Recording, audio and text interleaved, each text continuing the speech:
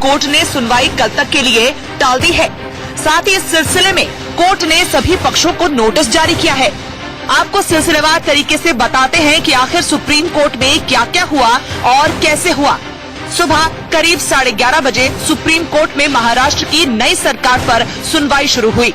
Shiv Sena, NCP और कांग्रेस की ओर से दाखिल याचिका पर बहस शुरू हुई। कपिल सिब्बल शिवसेना और सिंघवी कांग्रेस की ओर से पेश हुए, जबकि तुषार मेहता केंद्र की ओर से पेश हुए और मुकुल रोहतगी बीजेपी विधायक की ओर से कोर्ट में हाजिर हुए। शिवसेना की ओर से पेश हुए सिब्बल ने कोर्ट से कहा कि महाराष्ट्र में अचानक सुबह 5:37 पर राष्ट्रपति शासन हटा दिया गया, जो इतिहास में कभी नहीं हुआ। 11:42 पर सिब्बल ने कहा कि एक दिन पहले हमने प्रेस कॉन्फ्रेंस कर गठबंधन के बारे में बताया, तो फिर सुबह राष्ट्रपति शासन कैसे हटा। 11:43 पर सिब्बल ने कोर्ट से मांग की कि तुरंत फ्लोर टेस्ट कराया जाए। अगर उनके पास बहुमत है तो साबित करें। अगर भारतीय जनता पार्टी ये दावा कर रही है कि उनके पास है तो वो फ्लोर टेस्ट से विधानसभा में अपना भाईचारा कर रहे हैं।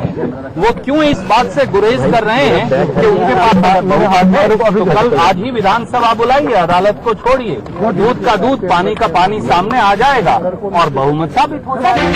11:44, जिसके जवाब में जस्टिस रमन्ना ने पूछा, आपके पास कुछ है कि राज्यपाल को क्या लिखित दिया गया। 11:46 सिब्बल से जस्टिस अशोक भूषण ने कहा कि राज्यपाल फडणवीस से संतुष्ट हुए होंगे तभी तो आमंत्रण दिया होगा। 11:50 पर बीजेपी की ओर से पेश हुए रोहतगी ने पूछा, मैं समझ नहीं पा रहा कि ये सुनवाई क्यों हो रही है, क्योंकि किसी के मौलिक अधिकार का हनन नहीं हुआ है। 11:53 तुषार मेहता ने एनसीपी, कांग्रेस और शिवसेना पर हाईकोर्ट को बाईपास करने का आरोप लगाया। 11:54 सिब्बल ने कोर्ट को बताया कि देवेंद्र फडणवीस, अजीत पवार ने अजीब तरीके से शपथ ली। राज्यपाल दिल्ली से मिल रहे सीधे निर्देशों पर काम कर रहे थे। सिब्बल ने कोर्ट से कहा कि हम कल ही बहुमत साबित करने को तैयार हैं। इन लोगों को वक्त नहीं देना चाहिए। हमारी मांग ये है कि ये फडणवीस सरकार एक नाजायज सरकार है, लेजिटिमेट सरकार है, इसे सत्ता में रहने का कोई अधिकार नहीं है। इसलिए तुरंत बिना किसी घोड़ा बाजार के बगैर तुरंत कल ही फ्लोर टेस्ट करने का आदेश दे। और मैं पूरी उम्मीद है कि हमारे पास जो संख्या है, हमने जो कागजात पेश किए हैं, उसके आधार पर माननीय उच्चतम न्यायालय कल हमारे पक्ष में फैसला देगी, महाराष्ट्र की जनता के पक्ष में फैसला देगी।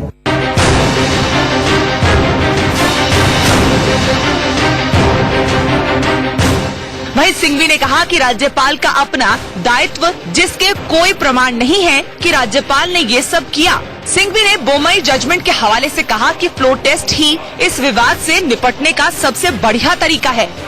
कर्नाटक मामले और गोवा केस का उन्होंने हवाला दिया। आगे सिंघवी ने कहा कि एक उप मुख्यमंत्री कहता है कि समर्थन है, 40 विधायक लिखते हैं कि ये धोखा है।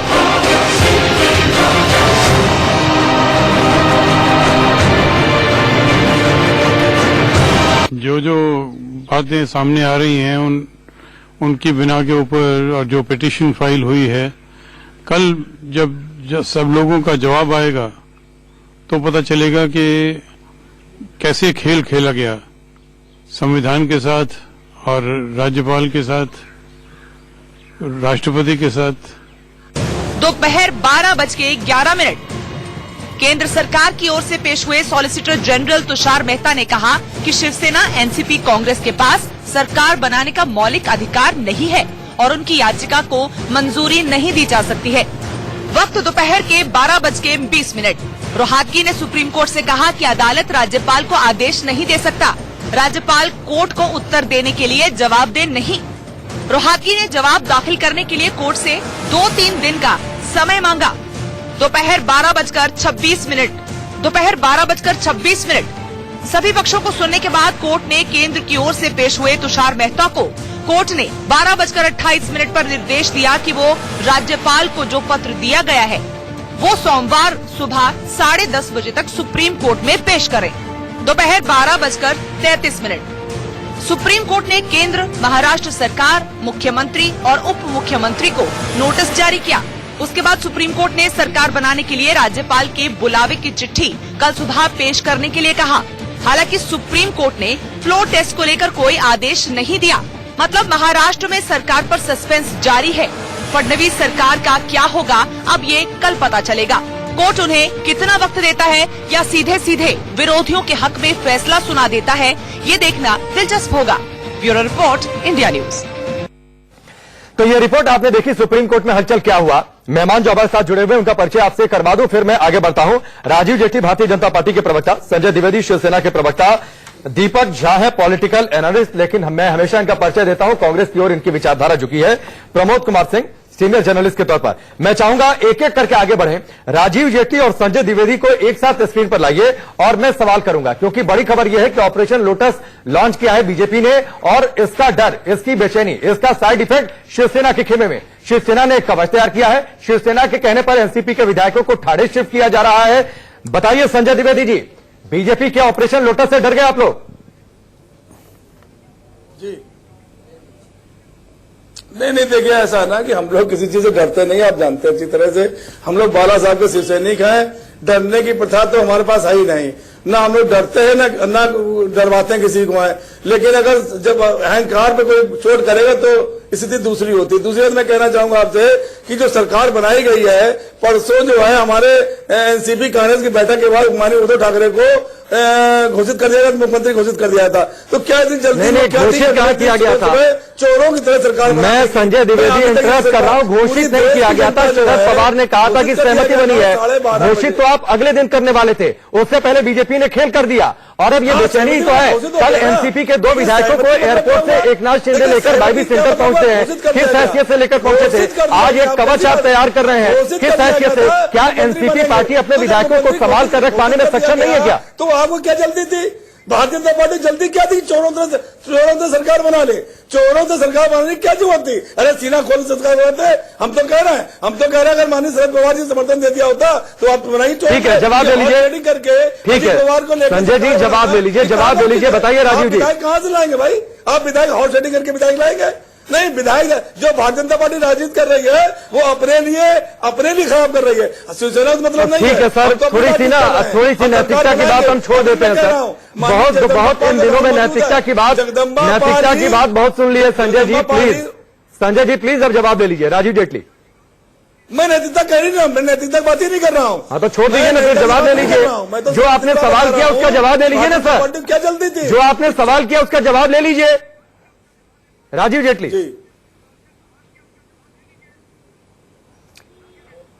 देखिए, मैं तो ऐसे शुरुआत करना चाहता हूं कि हम भी बाला साहब के ही सैनिक हैं और 1 घंटे के डिबेट के अंदर आप देखिएगा आज शिवसेना के प्रवक्ता हमें कितना भी कितनी भी गाली दे ले, मैं उनका जवाब नहीं दूंगा। मैं आपको जवाब नहीं दूंगा। मैंने नहीं कोसूंगा, मैंने बुरा भी नहीं कहूंगा। देखिए, मैंने कहा मैं चुप बैठ गया, फिर मैं टोक रहा हूँ, मैं चुप बैठ जाता हूँ, मैं टोक रहा हूँ आपको। बाला साहब सम्मान करते हैं, पूरी भारतीय जनता पार्टी करती है, तो बाला साहब को भारत रत्न क्यों नहीं दिया गया? जबकि शिवसेना उत्तर प्रदेश द्वारा बाला साहब के लिए भारत रत्न मांग की गई थी। माननीय गृह मंत्री को ज्ञापन दिया गया था, गृह मंत्री उस समय माननीय राजनाथ सिंह थे, उनको ज्ञापन दिया गया था। तो भारत रत्न क्यों नहीं दिया आपने? ये मुंह से बोलने से कोई फायदा नहीं होता। अगर सम्मान करिए तो पूरा सम्मान करिए। राजीव जी, आप लोग सम्मान नहीं कर रहे हैं, दरअसल इसी का दर्द है शिवसैनिकों के मन में। भाई हमने मांगा तो आपको क्यों नहीं दिया? बोलते चले गए, मैं कुछ नहीं बोला। दीजिए अगर आप सम्मान करते हैं। लगभग सुन, मैं फिर चुप हो जाता हूं, नहीं राजीव जी, शांत होने के लिए 25 दिन से कोई पत्राचार नहीं, मैं ऐसे नहीं डालूंगा। आप जो सोच रहे हैं वो मैं काम नहीं करूंगा। आप मुझे शिवसेना के साथ स्क्रीन पे ले लीजिए और बोलिए कि शिवसेना के साथ झगड़ा कीजिए, मैं नहीं करूंगा। नहीं, मैं झगड़ा नहीं काम करे। राजीव उनको जेटली, अधिकार है मैं काम झगड़ा करने नहीं का। करवाना चाहता हूं। हमारी बात देखिए, को- दरअसल विवाद की शुरुआत यही से हुई मैं थी। झगड़ा नहीं कर रहा आपने हूं इधर आपसे। ऑपरेशन लोटस मैंने लॉन्च किया पूछा और आपसे। उसकी बेचैनी आप देखिए, एकनाथ शिंदे ने पूरी तरीके से कमान ले ली है। विधायकों को शिफ्ट किया जा रहा है। बेचैनी आपके ऑपरेशन लोटस से खलबली मच गई है शिवसेना में। तो ये तो जाहिर सी बात है ना। मैं बीच में मीडियम बनता तो मैंने कहा आप लोगों को स्क्रीन पर रख दिया जाए और सवाल जवाब हो जाए, जनता सुन ले, फैसला कर ले। आप भी जनता के नाम पर खेल कर रहे हैं, ये भी जनता के नाम पर खेल कर रहे हैं। नहीं, हमने कोई देखिए, खेल मैं नहीं तो किया। आपको एक हम बात कॉमन बोलना मैन चाहता हूं, प्रोग्राम बना रहे 25 थे। दिन हो चुके हमने हैं। कोई कॉल नहीं किया। 26, जिनके लिए कह रहे थे 26, 27 जिनके लिए कह रहे थे सुनिए। चक्की पिसिंग माननीय फडणवीस की बात है। चक्की पिसिंग आज वो मंत्री बन गया, कैसे बन गया? ठीक है, चलिए इसका एक जवाब रिपोर्ट दें। दिखाते इसका जवाब हैं। मुझे राजीव दें। जेटली इसका जी। जवाब नहीं देंगे, लेकिन जिसके लिए आप संजय द्विवेदी चक्की पिसिंग कह रहे हैं ना, उसी के साथ रात भर बैठकर बैठक कर रहे थे। उस वक्त भी सोच लिए होते। महाराष्ट्र की सियासत कुल मिलाकर इस वक्त आउट ऑफ कंट्रोल है, जिसमें हर पार्टी अपना अपना दांव चल रही है। जहां एनसीपी, शिवसेना और कांग्रेस को अपने विधायकों के टूटने का डर है, वहीं बीजेपी में खुशी और खामोशी एक साथ देखी जा सकती है। क्या यह समझा जाए कि बीजेपी को फ्लोर टेस्ट पास करने का भरोसा है?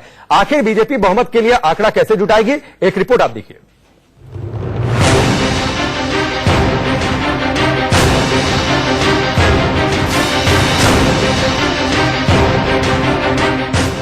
महाराष्ट्र में सियासी तूफान के बीच फडणवीस की खामोशी।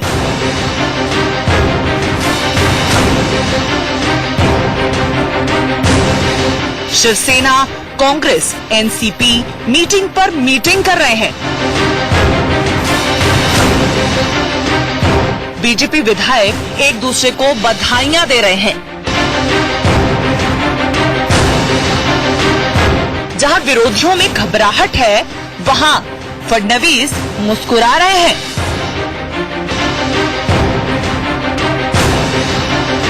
आखिर बीजेपी के इतने कॉन्फिडेंस की वजह क्या है? क्या बीजेपी ने बहुमत का इंतजाम कर लिया है?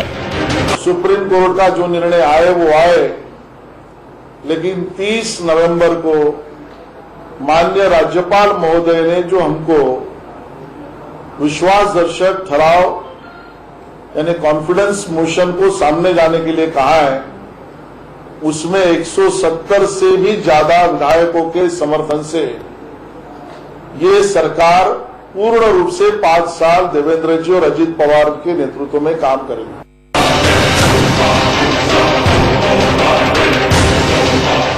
एक तरफ जहां अपने अपने विधायकों के टूटने के डर से शिवसेना, कांग्रेस और एनसीपी ने विधायकों को होटल में कैद कर लिया है, उनके मोबाइल तक रख लिए हैं। दूसरी तरफ बीजेपी विधायक फडणवीस के लिए नारे लगा रहे थे, गुलाब के फूल देकर बधाई दे रहे थे। बीजेपी दफ्तर में हंसते मुस्कुराते एकदम निश्चिंत दिखे।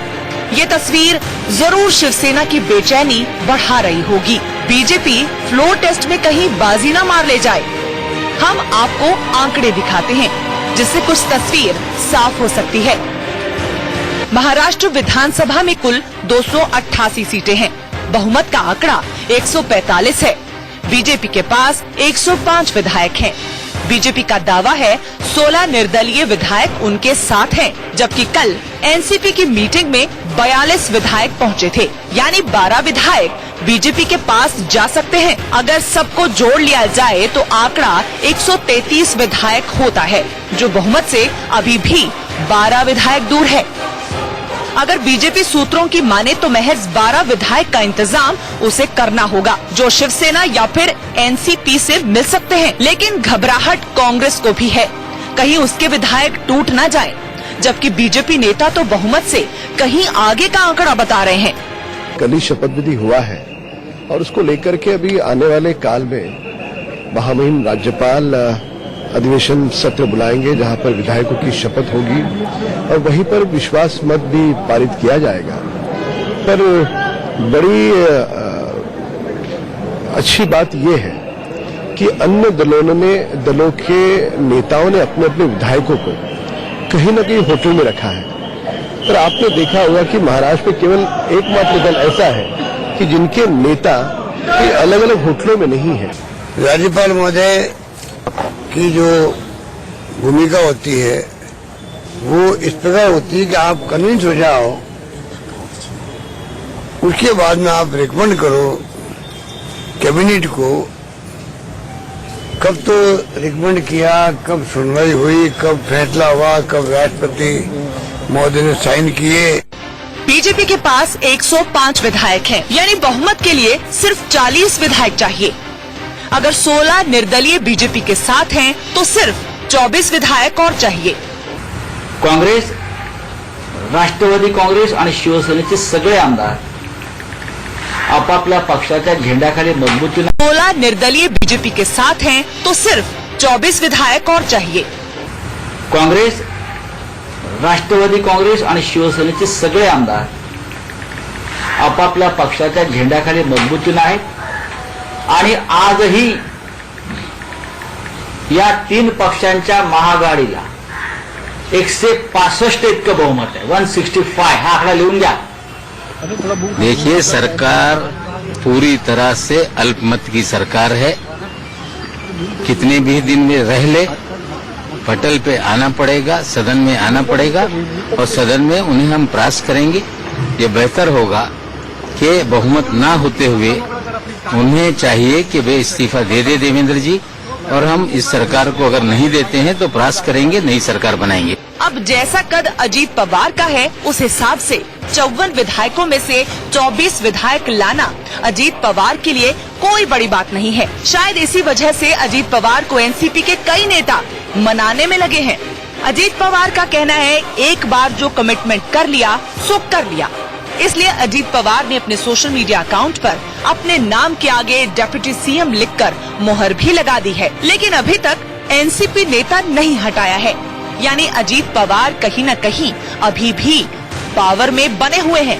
उन्होंने 26 मिनट में 21 ट्वीट करके कई नेताओं को धन्यवाद किया, जबकि सबसे पहला ट्वीट प्रधानमंत्री मोदी को किया, जिसमें लिखा, शुक्रिया प्रधानमंत्री नरेंद्र मोदी जी, हम महाराष्ट्र में एक स्थिर सरकार बनाकर जनता की भलाई के लिए कड़ी मेहनत करेंगे। एक तरफ अजीत पवार का आत्मविश्वास और दूसरी तरफ देवेंद्र फडणवीस के चेहरे की मुस्कान। इन दोनों तस्वीरों पर गौर किया जाए तो लगता है ये दोनों फ्लोर टेस्ट में पास होने को लेकर निश्चिंत हैं। लेकिन सवाल है कि सामने शरद पवार जैसे धुरंधर खिलाड़ी के होते हुए अजीत पवार एनसीपी में सेंध कैसे लगा पाएंगे, और दूसरी तरफ बीजेपी बहुमत का इंतजाम बगैर एनसीपी के कैसे कर सकती है। जो भी हो, मामला अब सीधे तौर पर आंकड़े का है। जिसके पास 145 का आंकड़ा होगा, वही महाराष्ट्र का किंग बनेगा। Bureau report, India news. Break के बाद चलिए आगे बढ़ते हैं। सारे मेहमान हमारे साथ बने हुए हैं। राजीव जी भी हैं, दीपक भी हैं। राजीव जी, एक कमेंट फिर मैं दीपक का रुख करता हूं। जो रिपोर्ट हमने आपको दिखाई, ऑपरेशन लोटस का भी फॉर्मूला यही है, इसी तरीके से बहुमत जुटाने का, या फिर कोई और तस्वीर है, वो मैं चाहूंगा एक बार आप क्लियर कर दें।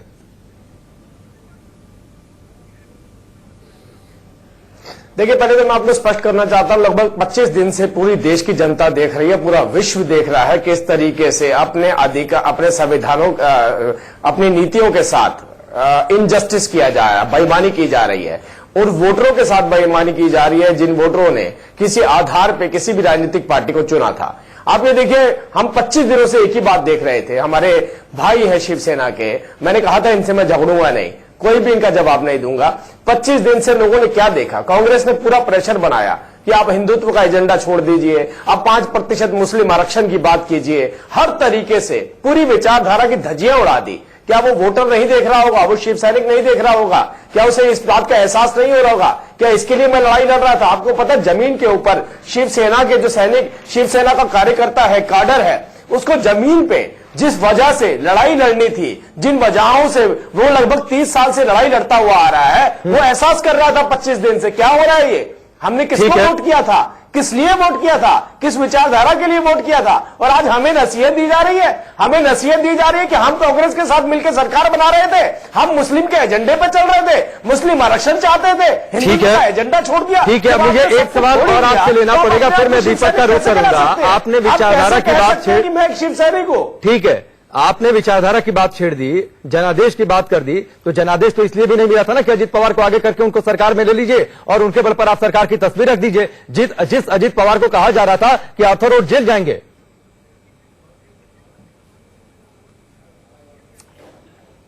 एक बात बताइए, 25 दिन के अंदर आपने एक बार भी देखा भारतीय जनता पार्टी ने ये बात कही है या किसी भी राजनीतिक पार्टी ने? तो 25 दिन के बाद आपने विचारधारा की तिलांजलि दे दी। जनता पार्टी से 25 दिन के बाद भारतीय जनता पार्टी ने महाराष्ट्र में सरकार बनाने के लिए अपने विचारधारा, सिद्धांतों और वचनों की तिलांजलि दे दी।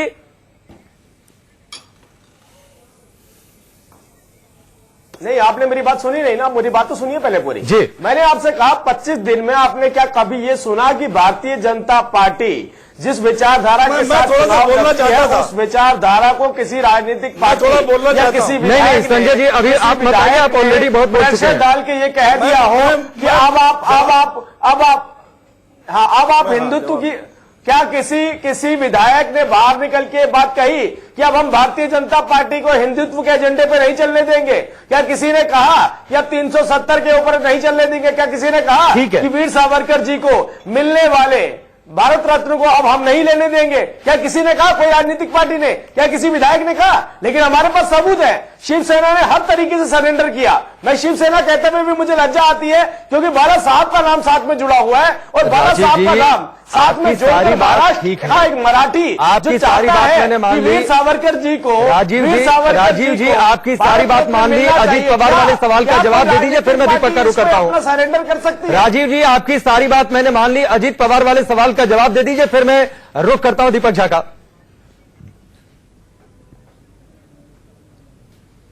देखिए, अजीत पवार एनसीपी के लीडर हैं। उनके ट्विटर अकाउंट पे, उनके सोशल मीडिया पे हर जगह पे एनसीपी लिखा हुआ है। उन्होंने कहा है कि मैं ही एनसीपी हूं। अरे तो आर्थर रोड जेल में नए डिप्टी सीएम का ऑफिस बनेगा क्या? आर्थर रोड जेल में नए डिप्टी सीएम का ऑफिस बनेगा क्या? जिस तरीके से चुनावी रैलियों में वादा किया गया था।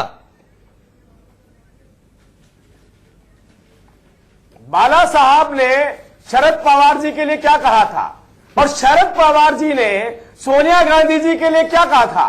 सोनिया गांधी जी के लिए कहा था कि विदेशी महिला के नीचे मैं काम नहीं कर सकता। नंबर 1 आज काम कर रहे हैं। बाला साहब ने शरद पवार जी के लिए क्या कहा था, जिसके साथ शिवसेना सरकार बनाने वाली? चलिए ठीक है, इस बीच बड़ी खबर आ रही है। राजीव जी मैं आता हूं, बड़ी खबर आ रही है। होटलों में अलग अलग पार्टियों के विधायक हैं और इस बीच खबर यह मिली है कि सादी वर्दी में पुलिस के लोग वहां पर पहुंचे हैं और एनसीपी नेता आरोप लगा रहे हैं कि यह सब कुछ जासूसी कराई जा रही है। इस वक्त की बड़ी खबर, बड़ी हलचल। महाराष्ट्र की सियासत अजीबोगरीब स्थिति में है, जहां पर अपने अपने विधायकों को संभाल कर रखने की जद्दोजहद चल रही है। एनसीपी विधायकों को पवई के रेनेसा होटल से थाने का हयात होटल में शिफ्ट किया जा रहा है और ये तस्वीरें आप देखिए, सादी वर्दी में वहां पर पुलिस वाले पहुंचे हुए हैं और एनसीपी के नेता आरोप ये लगा रहे हैं, एनसीपी की ओर से आरोप लगाया जा रहा है कि ये सब कुछ जासूसी कराई जा रही है। इस वक्त की बड़ी खबर और बड़ी तस्वीर, महाराष्ट्र से, मुंबई से अलग अलग 3 होटलों में कांग्रेस, शिवसेना और एनसीपी के विधायक हैं। रेनेसा से शिफ्ट किया जा रहा है और इस बीच ये तस्वीर आप देखिए, ये तस्वीर, ये बहस भी चल रही है। सादी वर्दी में पहुंचे हैं वहां पर पुलिसकर्मी और वहां पर बहस भी चल रही है। होटल रेनेसा की यह तस्वीर है जहां पर सादी वर्दी में पहुंचे हैं पुलिस वाले और वहां पर एनसीपी के नेताओं से उनकी बहस। और देखिए, ये आई कार्ड देखा गया है। आई कार्ड देखने के बाद आरोप कि आखिरकार सादी वर्दी में यहां पर पुलिस की जरूरत क्या थी, क्या जासूसी कराई जा रही है, क्या पुलिस का यहां पर इस्तेमाल किया जा रहा है। ये एक अलग स्थिति और एक अलग तस्वीर। इन तमाम सवालों के बीच में कि बहुमत का आंकड़ा कैसे जुटेगा, सादी वर्दी में पुलिसकर्मी जासूसी कर रहे हैं। रोहित विश्वकर्मा हमारे साथ जुड़ चुके हैं। रोहित, ये एक अलग तस्वीर आ गई है रेनेसा होटल से। देखिए, जितेंद्र आव्हाड वहां दिखाई दे रहे हैं तस्वीरों में। जितेंद्र आव्हाड फायर ब्रांड नेता हैं एनसीपी के और उनका आरोप है कि रेनेसा होटल में सादे वर्दी में उन्होंने पुलिस को पकड़ लिया है और वो वहां पर लेकर हल्ला कर रहे हैं। अब अभी थोड़ी देर पहले याद है हमने बात की थी ऑपरेशन लोटस की। उस ऑपरेशन लोटस को दूध का जला छाछ भी फूक फूक के पीता है। ऑपरेशन लोटस की नींव मुंबई शहर से ही पड़ी हुई थी, जो कर्नाटक में हुआ था। और अब आपको याद होगा रेनेसा होटल की हमने बात की थी कि रेनेसा होटल ही वो होटल है जहां पर कर्नाटक का भी पूरा नाट्यक्रम हुआ था। अब उसी होटल पे ये हो रहा है। यहाँ पर जिस पुलिसकर्मी को पकड़ा है उन्होंने, उससे वो आईडी कार्ड मांगने लगे और ये देखिए आईडी कार्ड देखने के बाद वो बोलने लगे, अरे तो ये महाराष्ट्र पुलिस का आदमी है, तुम सादी वर्दी में क्यों? पूछा जाने लगा। उनका कहा, उन्होंने चुप्पी साधी रखी, उन्होंने कुछ कहा नहीं। उसको घेर लिया सारे एनसीपी के लोगों ने। आप अंदाजा लगाइए कि इस वक्त एनसीपी जो हयात होटल ले जाने की बात चल रही थी, उन्हें रेनेसा होटल में क्यों भरोसा नहीं है। रेनेसा होटल की ये जानकारी जो है थोड़ी देर पहले मैंने बताया था, कैसे शिवसेना के कर्मचारी यूनियन भी वहां मौजूद हैं और शिवसेना के कई कर्मचारी यूनियन अलग अलग जगहों पर हैं। तो ये छोटी छोटी जानकारी भी निकल जा रही है और जिसको दिखाया जा रहा है उसे तुरंत पकड़ लिया गया कि भाई ये यहाँ क्या कर रहा है। इन्हें भले पुलिस वाले ने कुछ किया ना हो, लेकिन इन्हें इस बात का डर है कि कहीं ना कहीं ये संदेशवाहक ना बन जाए किसी चीज का, और ये चीज हुई निश्चित तौर पर। और इन्हीं तस्वीरों के आधार पर दरअसल आरोप लगाया जा रहा है कि जासूसी कराई जा रही है पुलिस के जरिए, सादी वर्दी में पुलिसकर्मी जासूसी कर रहे हैं। तो ये एक अलग तस्वीर महाराष्ट्र की। यहां पर रुकेंगे एक छोटे से ब्रेक के लिए, बहुजन वापस लौटते हैं।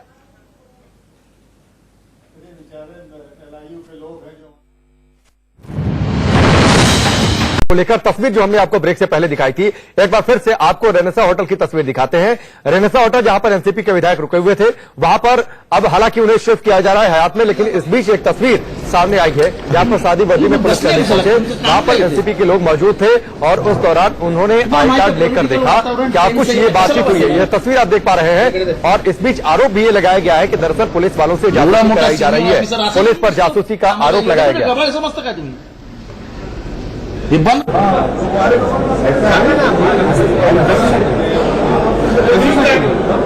अभी बोला था समजतं का तुम्ही हे बंद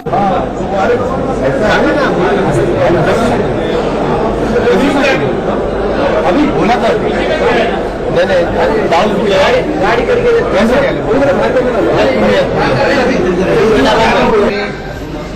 तुमचा आयडी दाखवा. हो आयडी दाखवा.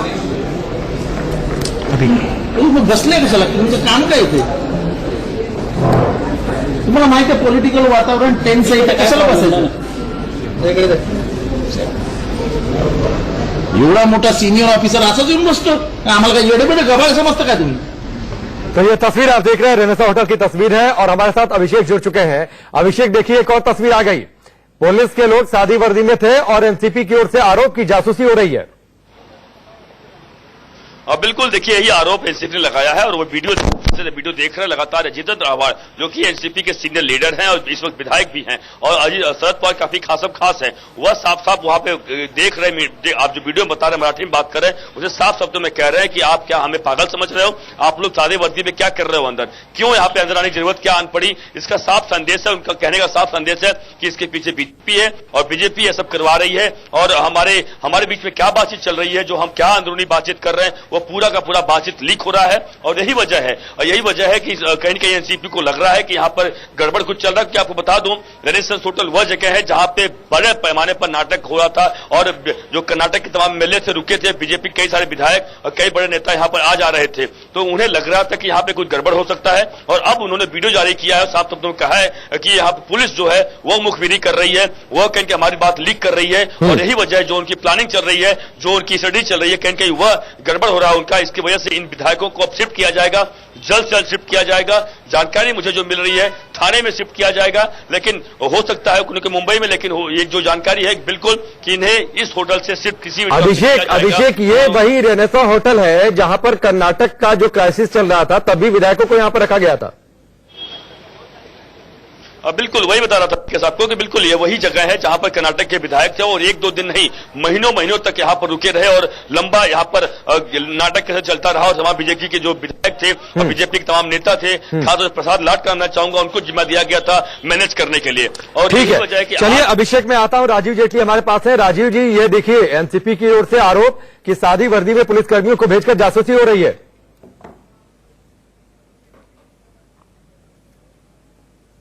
नहीं, इनको अपने साये से भी डर लग रहा है। अभी तो आप देखिए, अगर अचानक इनके सामने इनका साया,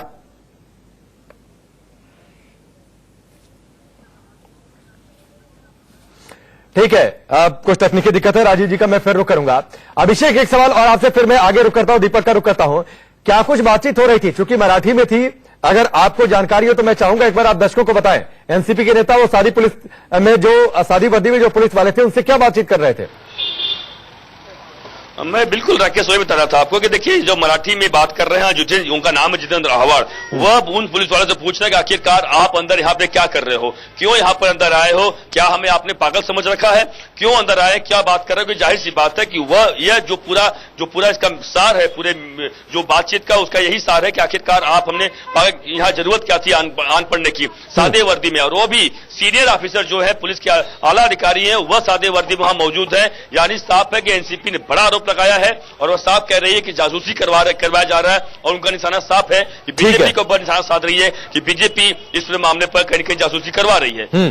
ठीक है, चलिए अभिषेक मैं आपके पास आता हूं, और इस बीच बड़ी खबर यह भी है कि कांग्रेस के वरिष्ठ नेता अहमद पटेल मैरियट होटल पहुंचे हुए हैं, जहां पर कांग्रेस के विधायक हैं, और वहां पर पहले से ही कांग्रेस के बड़े नेता अशोक चव्हाण, बाला साहेब थोराट, सुशील कुमार शिंदे और मल्लिकार्जुन खड़गे पहले से ही वहां पर उस होटल में मौजूद हैं। दीपक, हलचल तो आप लोगों में भी है और आप लोगों को भी अपने विधायकों पर भरोसा नहीं है, इसलिए शायद एकजुट रखा जा रहा है उन्हें। देखिए, हमें भरोसा सब पे, अपने लोगों पे, अपने विधायकों पे है, लेकिन मैं आपके सवाल से पहले थोड़ा सा 1 मिनट लेना चाहूंगा। जो राजीव जेटली यहाँ पे बहुत आवेशित और आक्रोश में बोल रहे थे, जैसे लगता है यही दूध के धुले हैं, बाकी सब पाखंड है, तो मैं इनसे पूछना चाहूंगा कुछ बेसिक सवाल है। जिस बाला साहब की दुहाई दे रहे थे कि हम भी शिव सैनिक हैं, बाला साहब इनको कमलाबाई के नाम से बुलाते थे इनकी पार्टी को, तो जब इतना ही शिव सैनिक बन रहे हैं तो दे देते बड़ा भाई मान के सीएम की कुर्सी। आपका हिंदुत्व का विचारधारा था तो दे देते, बोलते हम हिंदुत्व की रक्षा करेंगे, हम महाराष्ट्र की रक्षा करेंगे। कहां गया था आपका ये पूरा का पूरा पाखंड? आज ही क्यों आया?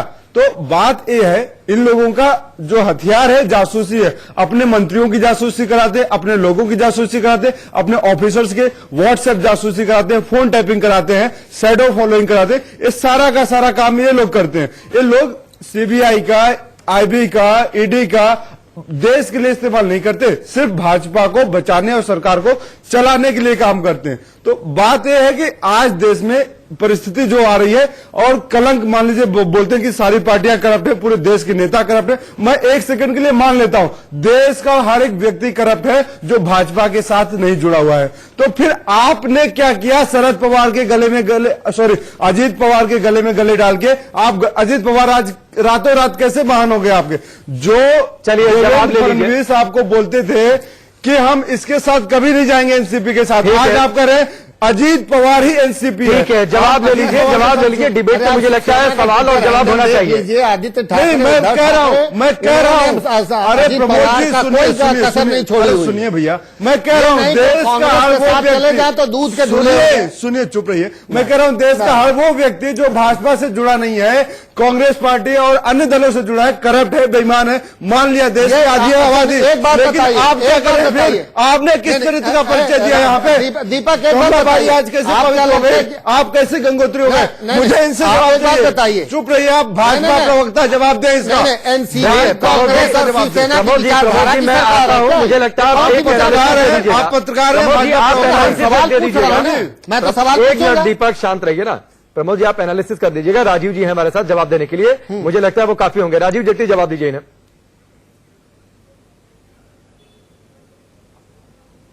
नहीं, मुझे तो इनका प्रश्न ही समझ नहीं आया, पूछना क्या चाहते हैं ये? चलिए भाई, 5 बातें एक साथ बोल दी कि आप शिव सैनिक हैं। अगर शिव सैनिक हैं तो आपने मुख्यमंत्री का पद क्यों नहीं दिया? हमने तो कहा कि हम दोनों ने मिलकर चुनाव लड़ा, हम दोनों ने मिलकर के सार्वजनिक बड़ी खबर आ रही है। राजीव जी मैं आपको रोकता हूं, शिवसेना विधायकों को भी शिफ्ट करने की तैयारी है। लेमन ट्री शिफ्ट किए जाएंगे शिवसेना के विधायक। इस वक्त की बड़ी खबर, ललित होटल में है शिवसेना के विधायक, लेकिन वहां से खबर मिल रही है कि अब उन्हें शिफ्ट किया जाएगा। यानी पहले एनसीपी विधायकों को शिफ्ट करने की खबर आई कि उन्हें शिफ्ट किया जाएगा ठाणे, और अब होटल लेमन ट्री शिफ्ट किया जाएगा शिवसेना के विधायकों को। अभी होटल ललित में रुके हैं, मुंबई के होटल ललित में रुके हैं शिवसेना के विधायक, लेकिन जानकारी मिल रही है कि उन्हें भी अब शिफ्ट किया जाएगा। ललित होटल से होटल लेमन ट्री शिफ्ट किया जाएगा। यानी जबरदस्त तरीके से, जिस पर हम थोड़ी देर पहले चर्चा कर रहे थे कि बीजेपी ने खुलकर यह स्वीकार किया है कि ऑपरेशन लोटस लॉन्च किया गया है। 4 नेताओं का हमने नाम बताया कि किनको ऑपरेशन लोटस की जिम्मेदारी दी गई है, और अब जबकि अजित पवार पूरी तरीके से एक्टिव हो चुके हैं, ऑपरेशन लोटस जब पूरी तरीके से एक्टिव हो चुका है, तो वहां पर अब हलचल है शिवसेना और एनसीपी के खेमे में। ये साइड इफेक्ट, राजीव जेटली जी एक कमेंट इसका, इस खबर पर आप लोगों के इस ऑपरेशन का असर, साइड इफेक्ट, और साथ ही जो बोल रहे थे दीपक झा उसका भी जवाब दीजिएगा। नहीं, मैं तो एक ही बात बोलना चाहता हूं, 25 दिनों से देखिए पूरी प्रदेश की जनता देख रही है और इंतजार कर रहे हैं कि कोई भी आए सरकार बनाए।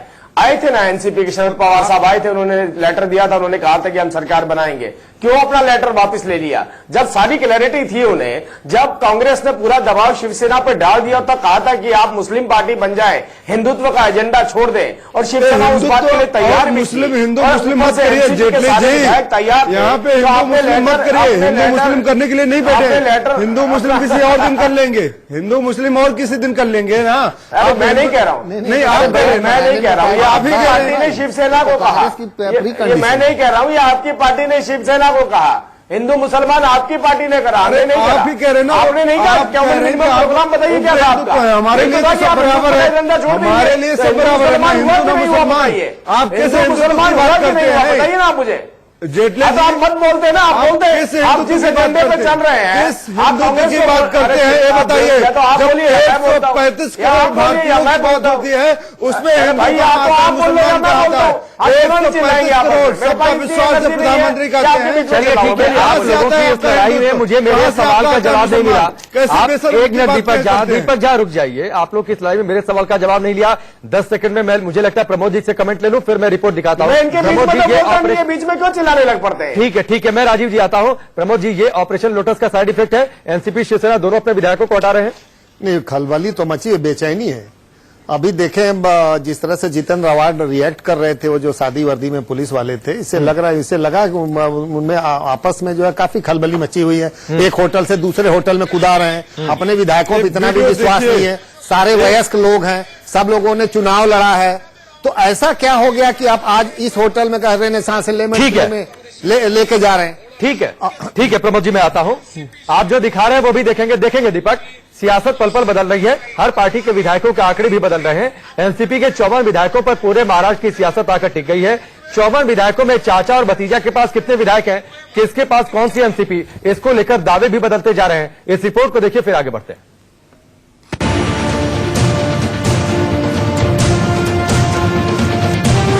महाराष्ट्र में सबसे बड़े उलटफेर में एनसीपी पर टिकी निगाहें। चाचा भतीजे के सियासी दंगल से महाराष्ट्र में सियासी भूचाल। एनसीपी के 54 विधायकों के नंबर गेम से तय होगी महाराष्ट्र की कुर्सी।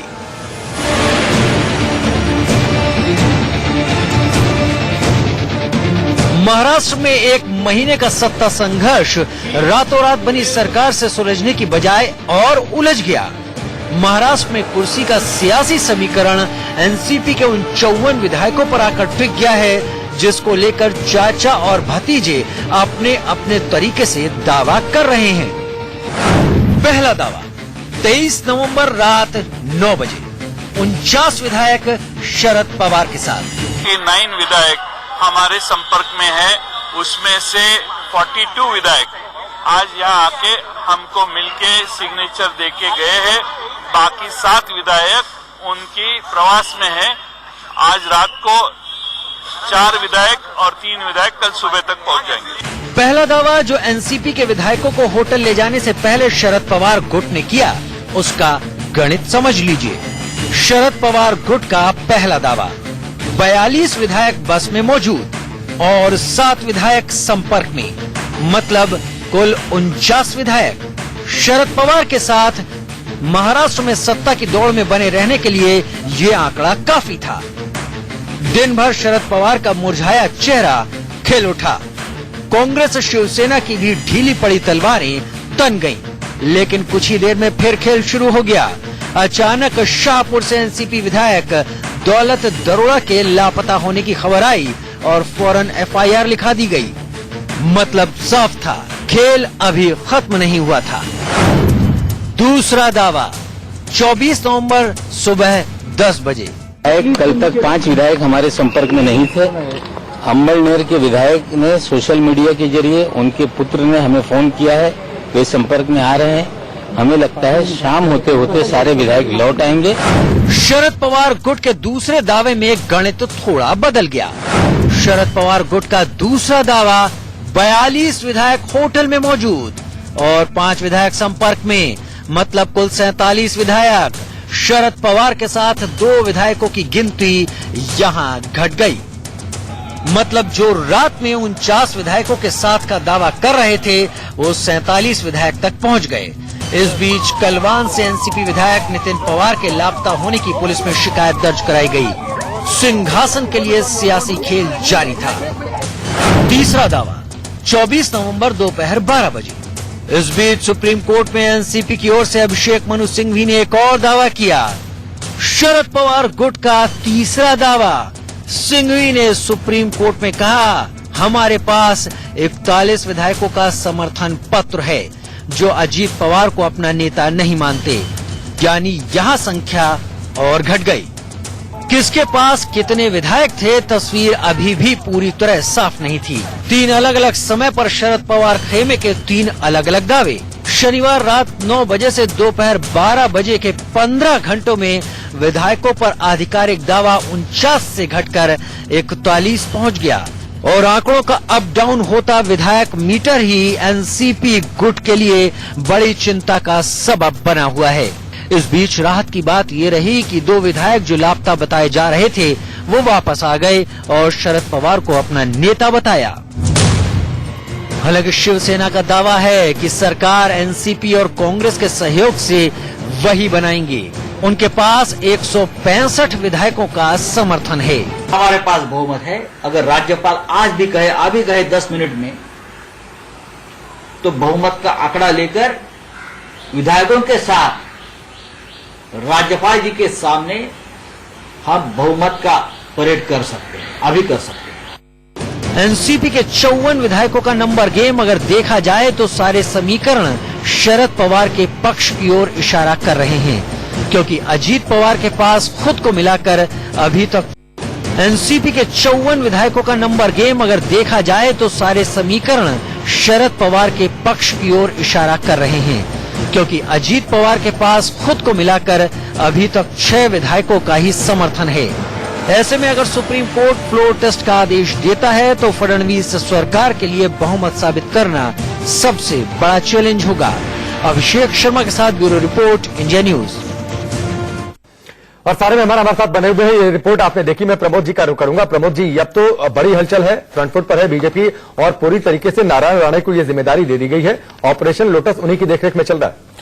नारायण राणे के साथ साथ एक आपने नाम जिक्र किया था विखे पाटिल साहब का। वो कुछ समय पहले तक जब चुनाव हुआ, इसके पहले 4-5 महीने तक विपक्ष के नेता थे, कांग्रेस के बड़े नेता रहे महाराष्ट्र में।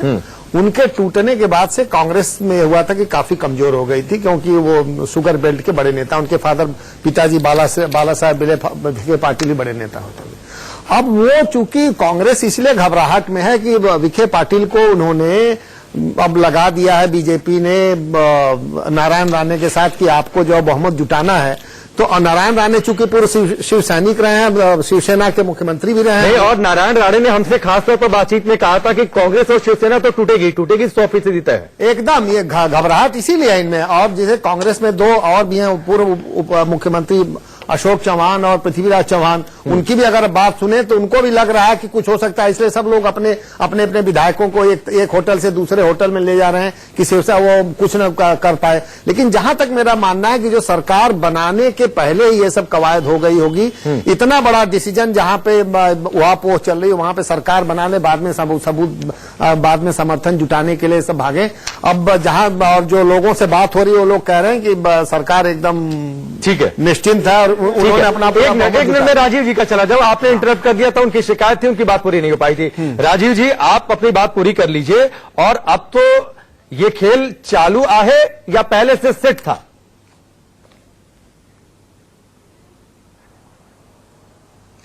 देखिए, हम तो एक ही बात कह रहे थे, पूरा मौका दिया था। सबसे पहले हम राज्यपाल के पास गए, हमने कहा हमारे पास फिगर नहीं है इसलिए हम सरकार नहीं बना सकते। कांग्रेस भी गई थी, कांग्रेस ने कहा क्योंकि हमें मैंडेट नहीं मिला, जनता ने हमें नकार दिया, इसलिए हम विपक्ष में बैठेंगे। सेम बात एनसीपी ने भी कही थी। उसके बाद समीकरण बदले। शिवसेना को कॉमन मिनिमम प्रोग्राम के तहत, जैसा मैंने आपको पहले भी बताया था कि हिंदुत्व के एजेंडे से छुड़वा करके जो भी एजेंडे पे लेके आए, उसके बाद ये क्लेम किया गया कि हम सरकार बनाएंगे। लेकिन 25 दिन तक किसी ने राज्यपाल को चिट्ठी नहीं दी। 25 दिन के बाद जब हमारे पास संख्या आई और हमने सरकार बनाने के लिए हमने ओथ लिए, हमने शपथ ली, उसके बाद से सभी लोग सक्रिय हो गए। उसके बाद ये कहने लगे कि हम सरकार बना सकते थे। आपके पास तो पूरा मौका था सरकार बनाने का। आज भी देखिए न्यायालय के पास ये केस है, कल इसकी सुनवाई है, और अब जो राज्यपाल के पास प्रेरोगेटिव्स होते हैं उसके तहत जब राज्यपाल बुलाएंगे फ्लोर पे टेस्ट करने के लिए, जो उन्होंने तिथि निर्धारित कर रखी है, हम अपना वहां पे संख्या दिखाएंगे, हम बताएंगे कैसे सरकार बनाएंगे। हम सरकार बनाने के लगभग हम सरकार बना चुके हैं, हमने केवल अपनी मेजोरिटी प्रूव करनी है। अब देखिए अगर हम यही बात सबके पास होती, तीनों राजनीतिक दलों के पास। चलिए राजीव जी, थोड़ी सी वक्त की कमी है। दीपक माफ करिएगा, फिर आपकी बात ये लंबी चर्चा है, वक्त की कमी है। प्रमोद जी आपका भी बहुत बहुत शुक्रिया, आप सबका बहुत बहुत शुक्रिया। फिलहाल वक्त यहां पर ब्रेक का।